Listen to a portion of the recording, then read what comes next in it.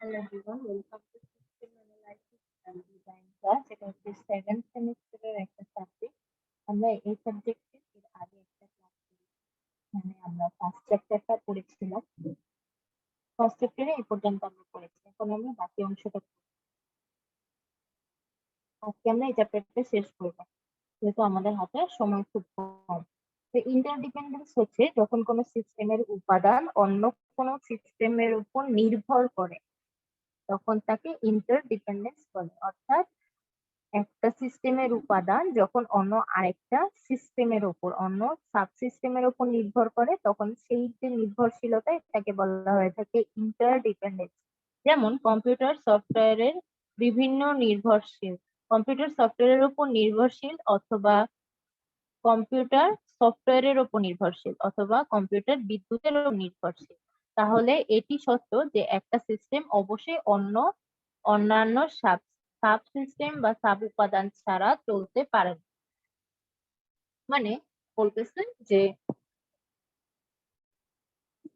Computer system, যেমন computer বিভিন্ন রকমের সফটওয়্যারের উপর ডিপেন্ডেন্ট, তাই না? যেমন এই যে আমি গুগল ক্রোম ওপেন করে আছি, গুগল ক্রোম একটা সফটওয়্যার। এখন আমি এই কম্পিউটারের মাধ্যমে গুগল ক্রোমকে ইউজ করতেছি। কিন্তু যদি গুগল ক্রোম না থাকতো, তাহলে এই কম্পিউটারের সাথে আমি কি কাজ করতাম? আমি তো ক্লাসও নিতে পারতাম না, স্ক্রিন শেয়ারও দিতে পারতাম না, কিছু করতে পারতাম না। তাহলে কম্পিউটার হচ্ছে এই বিভিন্ন ধরনের সফটওয়্যারের উপর নির্ভরশীল। আবার কম্পিউটার বিদ্যুতের উপর নির্ভরশীল। কারেন্ট না থাকলে তো কম্পিউটার চলে না। ডেস্কটপ কারেন্ট চলে গেলে ডেস্কটপ অফ হয়ে যায়, তেমনি ল্যাপটপটা যদি চার্জ না থাকে ল্যাপটপও চলে না। তার মানে কম্পিউটার গুলো বিদ্যুতের উপর নির্ভরশীল। এই নির্ভরশীলতাকে বলা হয়ে থাকে ইন্টারডিপেন্ডেন্স। তারপর বলছে ইন্টিগ্রেশন কাকে বলে? একটা প্রক্রিয়ায় অনেকগুলো ধাপের মাধ্যমে সম্পূর্ণ হয়ে থাকে। তাহলে এই ধাপগুলোর মধ্যে অবশ্যই সংযোগ থাকতে হবে। অর্থাৎ প্রতিটা প্রক্রিয়া অনেকগুলো ধাপের মাধ্যমে সংযোগ হয়, ঠিক আছে? এখন প্রতিটা ধাপ, ধরেন ধাপ 1, ধাপ 2, ধাপ 3, এরকম অনেকগুলো ধাপের মাধ্যমে সম্পূর্ণ হয়। এখন প্রতিটা ধাপ একে অপরের সাথে সংযুক্ত থাকবে। অর্থাৎ ধাপ 1 ধাপ 2 এর সাথে সংযোগ থাকবে, আবার ধাপ 2 ধাপ 3 এর সাথে সংযোগ থাকবে। ইন্টিগ্রেশনের বাংলা অর্থ হচ্ছে সংযোগ সাধন। যদি সিস্টেমের মধ্যে সুন্দর একটা সুসংগঠিত সম্পর্ক বিরাজ না করে, তবে সিস্টেম কার্যকর সম্ভব হয় না। তাহলে ইন্টিগ্রেশন হচ্ছে যে একটা প্রক্রিয়ার মধ্যে বিভিন্ন ধাপের মধ্যে যেই সংযোগ, সেই সংযোগকে বলা হয় ইন্টিগ্রেশন। তারপর বলছে সেন্ট্রাল অবজেক্ট কাকে বলে? প্রত্যেকটা কাজের একটা নির্দিষ্ট লক্ষ্য থাকে। কাজটা যদি উদ্দেশ্যহীন, মানে প্রতিটা কাজের একটা লক্ষ্য থাকে, উদ্দেশ্য অবশ্যই যথার্থ এবং বস্তুগত হতে হবে। উদ্দেশ্যকে বাস্তবায়ন করার জন্য একটা সিস্টেম ধারাবাহিকভাবে কাজ করে। যেমন একটা কম্পিউটার সিস্টেম দ্বারা কাজ করতে হলে কি সমস্যার সমাধান করতে হবে, ওই সমস্যার সমাধানের জন্য কিভাবে প্রোগ্রাম রচনা করতে হবে, এগুলো সব একটা কি ধারাবাহিক প্রক্রিয়ার মাধ্যমে হয়। তাই সেন্ট্রাল অবজেক্ট একটা গুরুত্বপূর্ণ উপাদান। সিস্টেমের মূল উপাদানগুলো কি, এটা পড়বেন, এটা ইম্পর্টেন্ট কোশ্চেন। সিস্টেমের মূল উপাদান হচ্ছে এগুলা,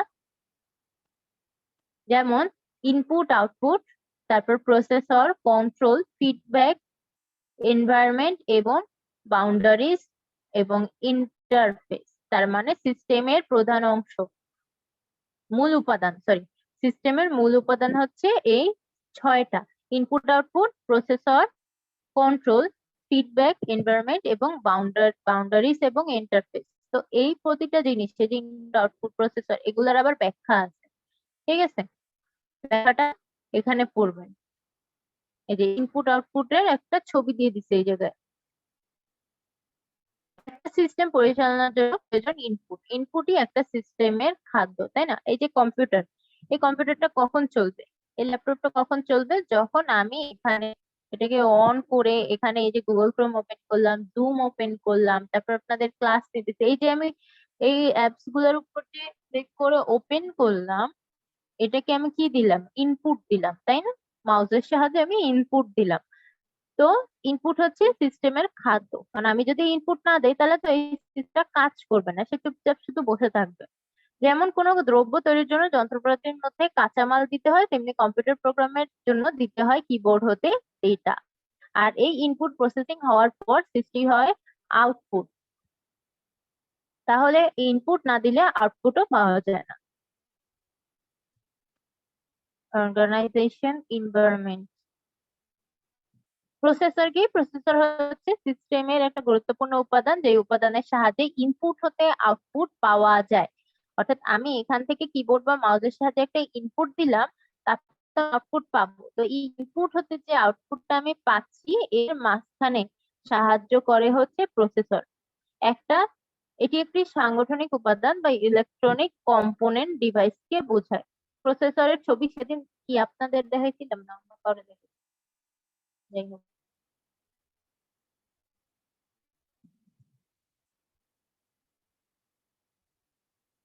এই যে এটা হচ্ছে প্রসেসর। ঠিক আছে, এগুলো কই থাকে? কম্পিউটারের ভিতরে থাকে, সিপিইউর মধ্যে থাকে আর ল্যাপটপের মধ্যে থাকে। ডেস্কটপের ক্ষেত্রে সিপিইউর মধ্যে, আর ল্যাপটপের ক্ষেত্রে ল্যাপটপের মধ্যে।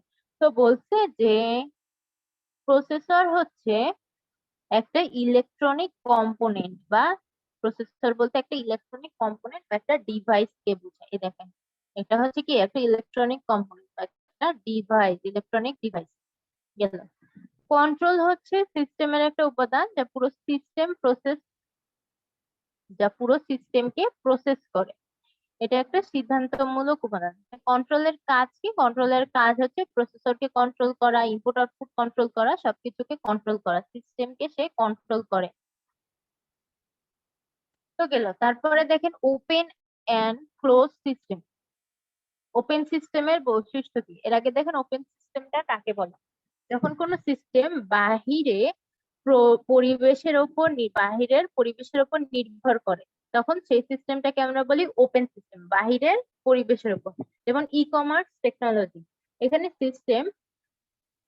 সিস্টেম অ্যানালিস্ট বাহিরের পরিবেশের উপর নির্ভর করে। যেমন দেখেন, উদাহরণ দিচ্ছি, তো পৃথিবীর বিভিন্ন দেশ দেশের মানুষ ওয়েবসাইট দেখবে এবং তার চাহিদা পূরণ করে ওই সিস্টেম অ্যানালিস্টের কর্তব্য। অর্থাৎ পৃথিবীর বিভিন্ন মানুষ একটা ওয়েবসাইটকে দেখবে এবং সেই মানুষগুলোর চাহিদা পূরণ করা হচ্ছে সিস্টেম অ্যানালিস্টের কাজ। ঠিক তেমনি একজন সিস্টেম অ্যানালিস্টের দায়িত্ব হলো ওই ওয়েবসাইটকে কেউ যেন ক্ষতি করতে না পারে এবং গ্রাহকরা যেন এখান থেকে সুবিধা পায়, এই সব কিছুই মেনটেন করা। তাহলে এই সিস্টেমটা হচ্ছে একটা ওপেন সিস্টেম। কারণ কি? এই ওয়েবসাইটটা ডিপেন্ড করতেছে বাহিরের একটা মানুষের উপর, তার উপর সিস্টেম অ্যানালিস্টের উপর। আর ক্লোজ সিস্টেম হচ্ছে যখন কোনো সিস্টেম বাহিরের পরিবেশের উপর নির্ভর করে না, তখন তাকে ক্লোজ সিস্টেম বলে। সাধারণত বাস্তবে এরকম কোনো সিস্টেম নাই বললেই চলে, কারণ প্রতিটা সিস্টেমই কম বেশি কিসের উপর নির্ভরশীল? বাহিরের পরিবেশের উপর নির্ভরশীল।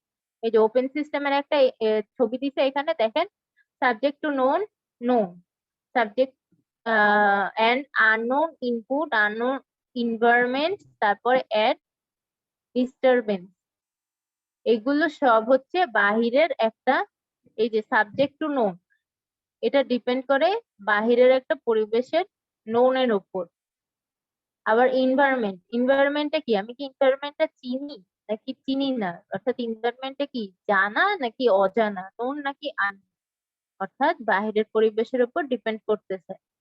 আর ক্লোজ সিস্টেম হচ্ছে an exchange উইথ এনভায়রনমেন্ট, কিন্তু ক্লোজ সিস্টেম বলতে আসলে কোনো সিস্টেম নাই।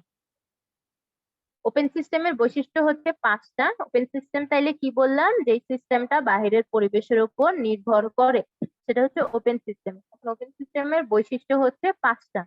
বাহির হতে সে ইনপুট গ্রহণ করে। তাহলে কি হলো? হলো না, বাহিরের পরিবেশের উপর ডিপেন্ড, সে বাহির থেকে ইনপুট গ্রহণ করতেছে। 2 নম্বরে এনট্রপি। 3 নম্বর হচ্ছে প্রসেস ইনপুট এবং চক্র। 4 নম্বর ডিফারেন্সিয়েশন এবং 5 নম্বর ইকুইফাইনালিটি। এগুলো কি জিনিস দেখি আমরা। বাহির হতে ইনপুট গ্রহণ করা, ওপেন সিস্টেম বাহির হতে ইনপুট গ্রহণ করার পর নিজেই পরিচালিত হয়। যদি সমস্ত কার্য সুষ্ঠুভাবে সম্পন্ন হয় তবে ওপেন সিস্টেম একটা স্থির অবস্থায় এসে পৌঁছাতে থাকে, যাকে স্টোরি স্টেট অথবা বিক্রি করতে পারলে তবে তার দ্রব্যের কোনো ঘাটতি বা অতিরিক্তি থাকে না। অর্থাৎ পাইকারি বিক্রেতা এই অবস্থাকে ইকুইলিব্রিয়াম স্টেট বলে। ইকুইলিব্রিয়াম স্টেটের ওপর বা নিচে গেলে লাভ বা ক্ষতির সম্ভাবনা থাকে, অর্থাৎ ইকুইলিব্রিয়াম স্টেটের উপরের দিকে গেলে লাভ, নিচের দিকে গেলে ক্ষতি হয়। এ ব্যাপারে সিস্টেম অ্যানালিস্টকে সজাগ দৃষ্টি রাখতে হবে।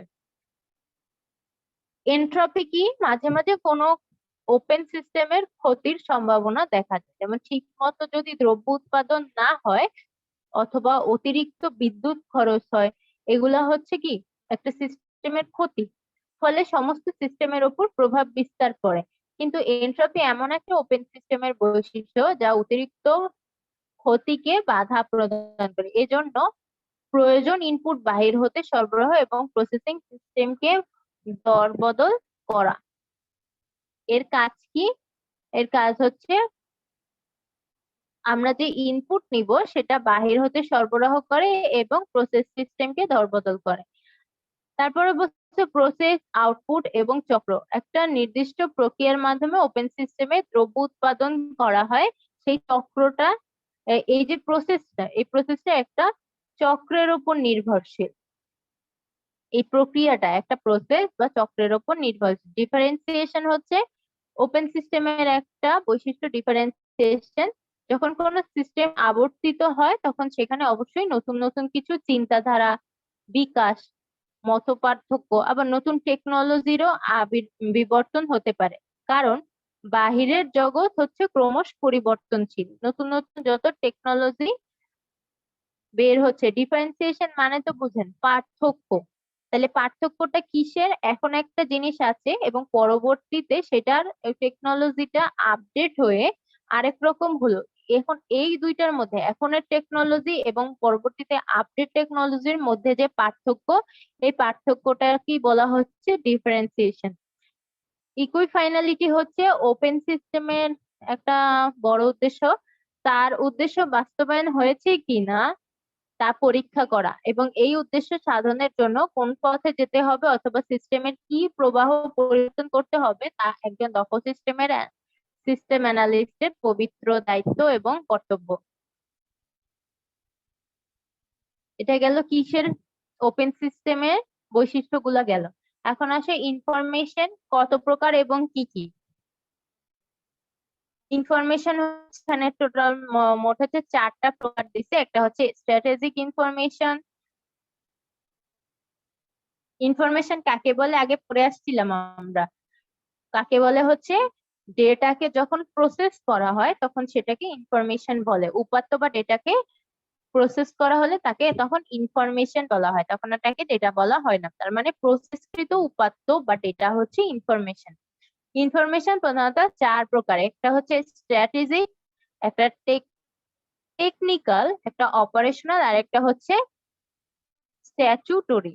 তো দেখি কোনটা কি। স্ট্র্যাটেজিক হচ্ছে দীর্ঘ সময়ের জন্য কোনো পরিকল্পনাকে বাস্তবায়ন করার জন্য যে ইনফরমেশন গুলা দরকার পড়ে ওগুলাকে বলা হয় স্ট্র্যাটেজিক ইনফরমেশন। যেমন একটা বিজনেস কে বর্ধিত করার দীর্ঘ পরিকল্পনা, এটাকে বলা হয় কি? Strategic information. একটা বিজনেস কে অনেক বড় করতে চাচ্ছি, এখন সেটাকে বড় করার জন্য আমার অনেকগুলো ইনফরমেশন দরকার, আমার কিছু ইনফরমেশন দরকার, তাই না? আমি কিভাবে এটাকে বড় করতে পারি, কিভাবে লাভ হবে, কিভাবে কি না করলে লাভ হবে, কি করলে ক্ষতি হবে, এই যে ইনফরমেশন গুলা এগুলোকে বলা হয় স্ট্র্যাটেজিক ইনফরমেশন। টেকনিক্যাল ইনফরমেশন কোনো ব্যবসা সঠিকভাবে পরিচালনার নিমিত্তে অল্প সময়ের জন্য যে ইনফরমেশন দরকার হয় তাকে বলা হয় টেকনিক্যাল ইনফরমেশন। অর্থাৎ আমার অল্প সময়ের জন্য যদি কোনো ইনফরমেশন লাগে সেটাকে টেকনিক্যাল ইনফরমেশন বলে। একটা স্বল্পমেয়াদী পণ্যকে বাজারজাত করার পরিকল্পনার জন্য প্রয়োজন হচ্ছে টেকনিক্যাল ইনফরমেশন। স্বল্পমেয়াদী পণ্য মানে কি? মানে বেশি দিন সেটা বাজারে থাকবে না, অল্প কিছু দিনের জন্য বাজারে আমি ছাড় দিছি, এটার জন্য আমার দরকার হচ্ছে কিছু টেকনিক্যাল ইনফরমেশন। অপারেশনাল ইনফরমেশন হচ্ছে প্রতিদিন নিত্য প্রয়োজনীয় কার্য পরিচালনার জন্য যে ইনফরমেশন দরকার। যেমন টাকা পরিশোধ করেনি এমন একটা ছাত্রের নাম, কোন দ্রব্যগুলো বিক্রি হয়নি সেগুলোর তালিকা। অর্থাৎ আমাদের প্রতিদিনের কাজ, প্রতিদিন আমরা যে কাজগুলা করি সেই কাজগুলা পরিচালনা করতে আমার যেই তথ্যগুলো দরকার।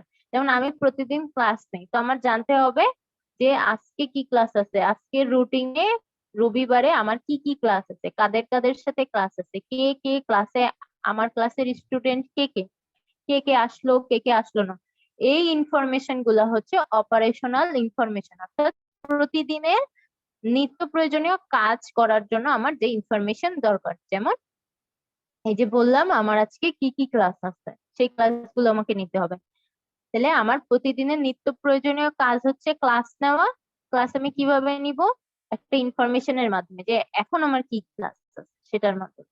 তো এগুলো হচ্ছে অপারেশনাল ইনফরমেশন। আরেকটা বলছে, এখানে শুধু ইনফরমেশন লিখে রাখছে কেন, এখানে হবে স্ট্যাচুটরি ইনফরমেশন। ঠিক আছে, বাংলায় সামনে স্ট্যাচুটরি লাগাই দিবেন, এই যে এখানে লেখা আছে, এটা সামনে বাংলা দিয়ে লাগাই দিবেন, বাংলায় লিখবেন। তো বলছে যে প্রতিষ্ঠান পরিচালনার জন্য, একটা প্রতিষ্ঠানকে পরিচালনার জন্য যেসব তথ্য সরকারের আইন বা নীতির জন্য প্রয়োজন, সেই সমস্ত সুসংগঠিত তথ্যকে বলা হয় স্ট্যাচুটরি ইনফরমেশন। যেমন কোর্টে হাজিরা দেওয়া সম্পর্কিত তথ্য, কিংবা একটা নতুন ইন্ডাস্ট্রিজ বসাবার জন্য পরিবেশগত কোনো সমস্যা আছে কিনা সেই সম্পর্কে তথ্য সরকারের নিকট প্রদান করা। মানে কি? আচ্ছা, কি যেন স্ট্যাচুটরি ইনফরমেশন বলতে তাইলে বোঝাচ্ছে যখন আমরা একটা প্রতিষ্ঠান পরিচালনা করতে চাই, সেক্ষেত্রে সরকারের তো কিছু নিয়ম নীতি আছে, তাই না? আমি তো চাইলেই একটা প্রতিষ্ঠান দাঁড়া করাতে পারি না বা একটা প্রতিষ্ঠান শুরু করতে পারি না, সেক্ষেত্রে সরকারের কিছু নিয়ম নীতি আছে। এখন এই নিয়ম নীতি গুলাকে মেনে ওই প্রতিষ্ঠান পরিচালনার জন্য আমার যে তথ্যগুলা দরকার, ইনফরমেশন গুলা দরকার, এই ইনফরমেশন বলা হয় স্ট্যাচুটরি ইনফরমেশন। যেমন এখানে যে বলছে যে আমি একটা নতুন ইন্ডাস্ট্রি শুরু করতে চাই, এই যে আমি একটা নতুন ইন্ডাস্ট্রি শুরু করতে চাই, ও বড় করতে মনে নেই, আমি একটা নতুন ইন্ডাস্ট্রি শুরু করতে চাই। তো সেটার জন্য আমাকে আমার সরকারকে বলতে হবে যে আমি যে ইন্ডাস্ট্রিটা বানাতে চাচ্ছি তার জন্য পরিবেশগত কোনো সমস্যা আছে কিনা, যদি না থাকে সেটা আমার সরকারকে বলতে হবে, আর থাকলে সেটাও আমার সরকারকে বলতে হবে। তো এই যে সরকারকে আমি যে তথ্যটা দিচ্ছি যে আমার ইন্ডাস্ট্রির ফলে পরিবেশগত কোনো সমস্যা আছে কিনা, এই ইনফরমেশনটাই হচ্ছে স্ট্যাচুটরি ইনফরমেশন। ইনফরমেশনের বৈশিষ্ট্য কি কি? ইনফরমেশন বা তথ্যকে অবশ্যই সঠিক হতে হবে, এজন্য এটা অবশ্যই সঠিক হতে হবে, অর্থাৎ আমি যে ডেটাটা ইনপুট দিব সেটা কি হতে হবে? সঠিক হতে হবে। এবং তা প্রসেস করে, যে আমি ডেটাকে প্রসেস করেই তো ইনফরমেশন হয়, বললাম না প্রথমে যে প্রসেস উপাত্ত বা ডেটাকে বলা হয় ইনফরমেশন। তো আমি যে ডেটাটা ইনপুট দিব বাসতে সেটা সঠিক হতে হবে, আর আমি যে প্রসেস করতেছি, প্রসেস করে ইনফরমেশন বানাচ্ছি, ওই প্রসেস প্রক্রিয়াটাও সঠিক হতে হবে। ওকে, তারপরে বলছে অসম্পূর্ণ বা অসত্য ইনফরমেশন অবশ্যই ইনফরমেশন না থাকার চেয়ে অধিকতর ভয়ঙ্কর বা ক্ষতিকর। ধরেন আমার কাছে ইনফরমেশন নাই, এটা একটা জিনিস, আর আমার কাছে একটা ভুল ইনফরমেশন আছে বা একটা মিথ্যা ইনফরমেশন আছে, তো কোনটা বেশি বেটার? অবশ্যই ইনফরমেশন না থাকাটাই ভালো। ভুল বা মিথ্যা ইনফরমেশন থাকার থেকে ইনফরমেশন না থাকাটাই ভালো, সেই বলছে। ইনফরমেশনের অবশ্যই সম্পূর্ণ বা সমাপ্ত হতে হবে, যাতে উক্ত ইনফরমেশনের সংশ্লিষ্ট সকল ধরনের ডেটা উপস্থিত থাকে। ইনফরমেশনকে অবশ্যই আস্থাভাজন হতে হবে, মানে সত্য ইনফরমেশন হতে হবে, ট্রাস্টওয়ার্থি ইনফরমেশন হইতে হবে। তারপরে আরো বলছে, অনেকগুলো বলছে, দেখেন ইনফরমেশনকে হতে হবে সময়োপযোগী, যাতে এটা ম্যানেজারকে, মানে আমি আপনাকে একটা ইনফরমেশন আনতে দিলাম, এখন আপনি যদি, আমি বললাম আজকের মধ্যে আমার এটা লাগবে, আপনি যদি আমার 10 দিন পরে দেন, তাহলে তো ওই ইনফরমেশন আমার কোনো কাজেই লাগবে না। আমি তো আপনাকে বলে দিচ্ছি যে আমার আজকে এইটা ইনফরমেশনটা লাগবে। তো ইনফরমেশনটা হইতে হবে কি সময় উপযোগী, অর্থাৎ আমি যেই সময়ের মধ্যে চাচ্ছি ওই সময়ের মধ্যে আপনার আমাকে এটা দিতে হবে, আমার কাছে এটা থাকতে হবে, নাইলে এই সময়ের পরে যদি দেয়া হয় তাহলে ওই ইনফরমেশন আর কোনো কাজে আসবে না। ইনফরমেশনের সকল ডেটা আপডেট করতে হতে হবে, প্রসেসিং এর সময় সকল ডেটাকে এর অন্তর্ভুক্ত হতে হবে, অর্থাৎ আমাকে যে ইনফরমেশন গুলো দেয়া হচ্ছে সেই ইনফরমেশন গুলো যেন আপডেট ইনফরমেশন হয়, পুরান ইনফরমেশন না। এইটাই পরের বলছে যে ইনফরমেশন কোয়ালিটি বা সংক্ষিপ্ত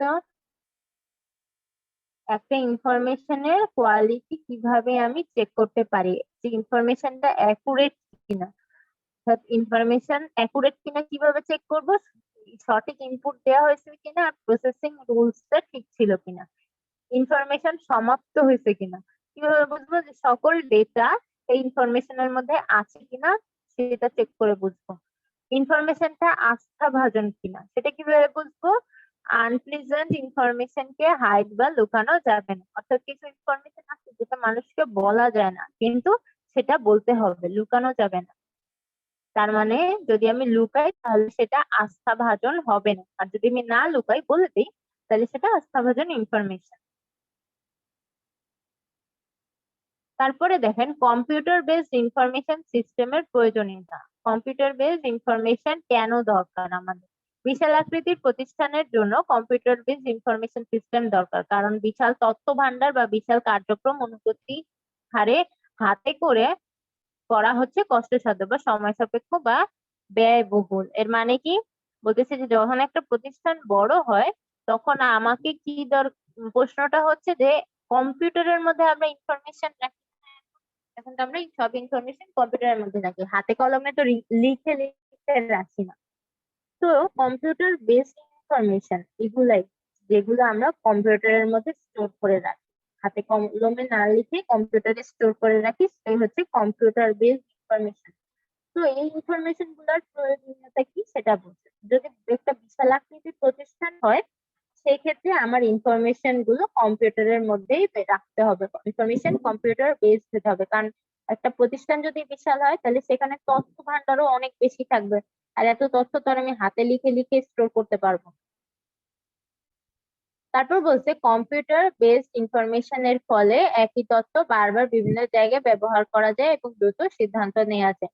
একটা প্রতিষ্ঠানকে বিভিন্ন শাখায় প্রসারিত করা যায় এবং কম্পিউটার নেটওয়ার্কিং এর মাধ্যমে শাখাগুলো থেকে আমরা ডেটা পেতে পারি। তারপর সিস্টেমের খরচ কি হয়? সিস্টেমের খরচ কম হয়, দ্রুত হয় এবং নিশ্চিত হয়। ইন্টারনেটের সাহায্যে নতুন বাজার সৃষ্টি, দ্রুত পাচারের ব্যবস্থা করা যায়। যাই হোক, এরপরে আপনারা পড়বেন সিস্টেম কাকে বলে, অনুশীলনীর প্রশ্নগুলা। এরপরের হোমওয়ার্ক হচ্ছে এই চ্যাপ্টার থেকে এই অনুশীলনীতে যে প্রশ্নগুলা আছে এগুলো ফার্স্টে পড়বেন, পড়ার পরে হয়ে গেল, পড়ার পরে খাতায় লিখে ছবি তুলে পাঠাবেন আমাকে। তো দেখেন প্রথমে বলছে সিস্টেম কাকে বলে। সিস্টেম কি? একটা ইংরেজি শব্দ যার বাংলা অর্থ হচ্ছে পদ্ধতি। সিস্টেম শব্দটা গ্রিক শব্দ সিস্টেমা হতে উৎপত্তি, যার আবিধানিক অর্থ ছিল একটা সুসংগঠিত ধারাবাহিক প্রক্রিয়া।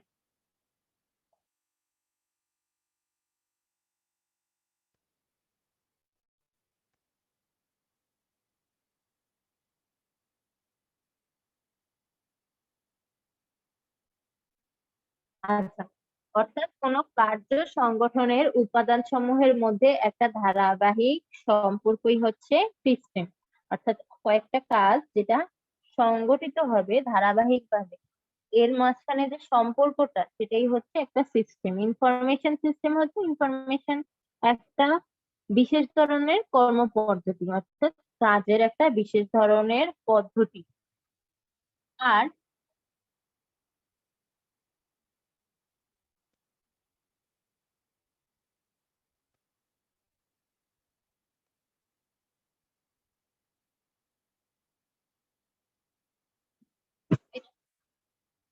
আর কর্মপদ্ধতি হচ্ছে এমন এক ধরনের পদ্ধতি যেটা কাস্টমারের জন্য কর্মী যন্ত্রপাতি ব্যবহার করে বিভিন্ন ধরনের প্রোডাক্ট বা সার্ভিস উৎপাদন করে।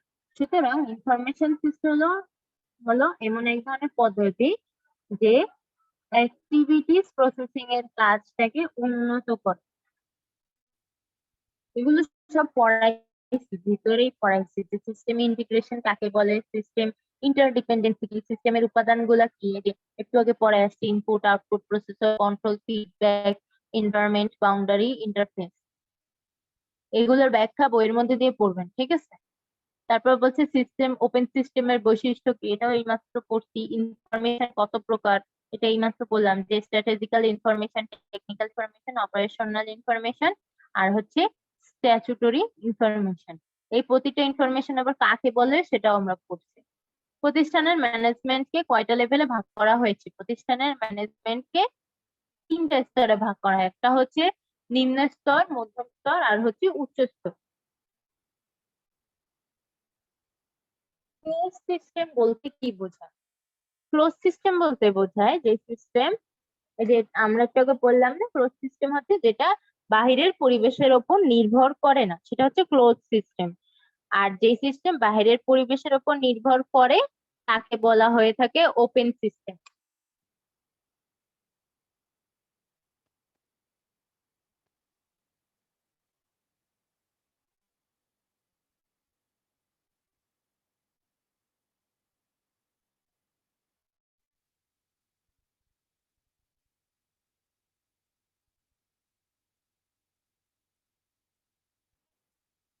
ইনফরমেশনের উৎসগুলো হচ্ছে প্রসেসকৃত ডেটা বা নর্মাল ডেটা।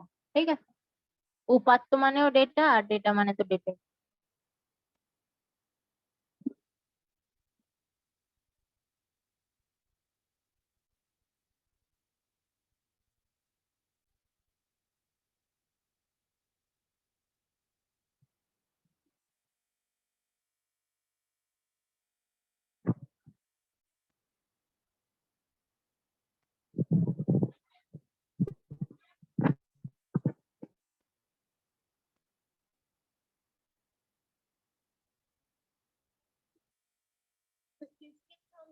সংক্ষেপে বর্ণনা, এটা আপনারা গত ক্লাসেই পড়ছেন আর হোমওয়ার্কও দিচ্ছেন।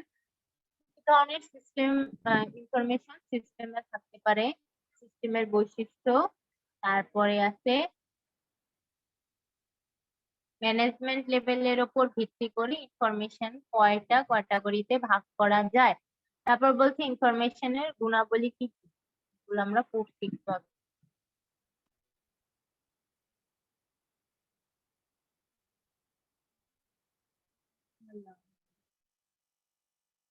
রচনামূলক প্রশ্ন দেখে সিস্টেমের বৈশিষ্ট্য আলোচনা করো, সিস্টেমের উপাদানগুলো বর্ণনা করো, ওপেন সিস্টেমের বৈশিষ্ট্য, ইনফরমেশনের প্রকারভেদ আলোচনা করো,